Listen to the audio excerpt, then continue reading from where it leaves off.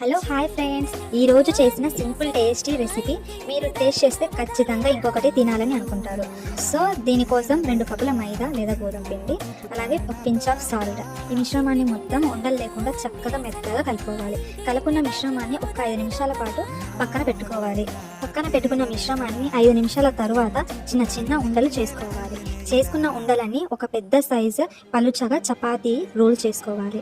అదే సైజులో మిగతా ఉండలన్నీ చపాతీలా చేసుకోవాలి. మీడియం సైజ్ కప్ లేదా గ్లాస్ అయినా తీసుకొని రౌండ్ షేప్లో కట్ చేసుకోవాలి.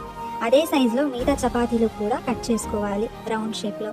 అప్పటి వరకు మనం షుగర్ పౌడర్ ముందే తయారు చేసి పెట్టుకోవాలి. దానికోసం 2 కప్పుల చక్కెర, 2 యాలకులు, కొంచెం సోపు, ఈ మిశ్రమాన్ని మొత్తం పౌడర్లా చేసుకోవాలి.